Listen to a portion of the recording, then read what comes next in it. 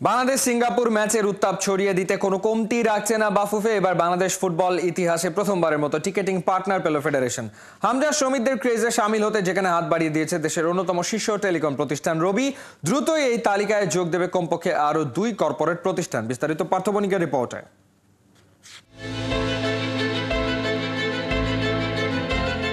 একটা conference room, সেই রুমে মিডিয়া ব্রিফিং। তবে চোখ আটকে যায় পেছনের ডিসপ্লেতে, রবির পাশে যেখানে বাফুফের লোগো।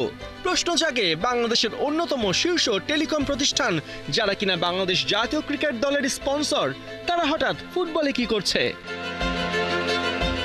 হ্যাঁ, এটাই হামজা শ্রমিকদের গ্ল্যামার আর তারকা খ্যাতির ডিরেক্ট ইম্প্যাক্ট। তাদের উপস্থিতি বাংলাদেশ ফুটবলে এমন হাইপ তুলেছে যে ক্রিকেটের স্পন্সর এখন বাফুফের সাথে এক মঞ্চে। আগামী 10 জুন জাতীয় স্টেডিয়ামে সিঙ্গাপুরের মুখোমুখি হবে বাংলাদেশ। প্রথমবারের মতো ঘরের মাটিতে হামজা সমিত সোমদের খেলা। ফুটবলের এই পুনরুত্থান মনোযোগ শিফট করাচ্ছে কর্পোরেট জায়ান্টদের, যার উদাহরণ সিঙ্গাপুর ম্যাচে বাফুফের সাথে রবি আজিয়াটার পার্টনারশিপ।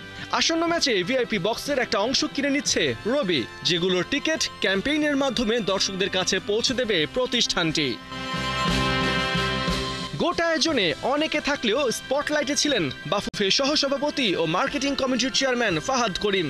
11 মে একান্ত সাক্ষাৎকারে খেলাযোগকে জানিয়েছিলেন এই ম্যাচ দিয়ে বাফুফেকে বড় অ্যামাউন্টের রেভিনিউ এনে দিতে চান। আমরা চাবো একটি ফেস্টিভ লুক দিতে এই 10 তারিখে খেলাতে। সো মার্কেটিং পার্সপেক্টিভ থেকে এই খেলাটা অত্যন্ত গুরুত্বপূর্ণ, যে আমরা চাই প্রথমবারের মতো একটি ফুটবল খেলায় বাংলাদেশের মাটিতে বিএফএফ উইল অ্যাকচুয়ালি আর্ন সাম মানি, যে টাকাটা আবার ফুটবলে খরচ হবে ইনশাআল্লাহ। ফাহাদ করিম বলতে যেমন সময় নেননি, তেমন তা বাস্তবায়নও করেছেন দ্রুততার সাথে, যার মাধ্যমে বাফুফে যেমন লাভবান হচ্ছে, তেমন ভক্তরাও দেখছে দেশের ফুটবল ইতিহাসে প্রথমবারের মতো টিকেটিং ক্যাম্পেইন।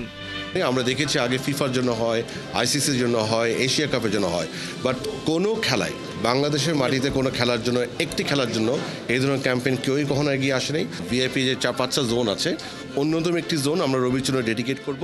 সেখানে যতগুলি টিকিট আছে তারা তা আমাদের থেকে কিনে দিবে, আমাদের বাজার মূল্যে কিনে দিচ্ছেন তারা। আমাদের টিকিট সেল একটা কন্ট্রিবিউশন করছে। শুধু রবি নয়, টিকেটিং ক্যাম্পেইনে আরো 2টি পার্টনার অ্যাড করার দ্বার প্রান্তে বাফুফে, যেখানে টিকিট কেনায় দর্শকদের ভালো এক্সপেরিয়েন্স দিতে চায় ফেডারেশন।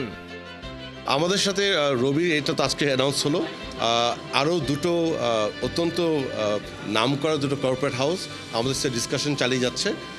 আমি মনে করি ইনশাল্লাহ এই সপ্তাহে হয়তো একটি অ্যানাউন্সমেন্ট হবে, আগামী সপ্তাহে আরেকটি অ্যানাউন্সমেন্ট হবে।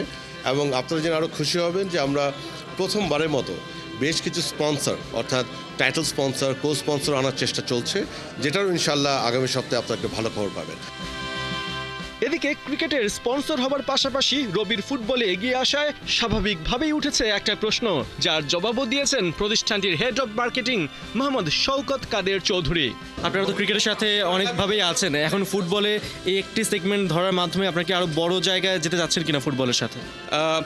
আমরা আসলে কেয়ারফুলি দেখছি এখন যে পুরো জিনিসটা কিভাবে থাকা যায়। ইনফ্যাক্ট আপনারা দেখেছেন, ফাহাদ ভাই বলেছেন যে বাইরের দিকে যদি আমরা সবাই দেখি যে প্রতিটা ব্র্যান্ড কোনো একটা পার্টিকুলার সেগমেন্টকে অপারেট করে।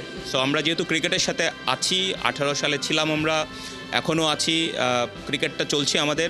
আমরা দেখি যে ফুটবলের সাথে কিভাবে সম্পৃক্ততা রাখা যায়, আমরা সেভাবে থাকবো ইনশাল্লাহ। পার্থ বণিক, 71, ঢাকা।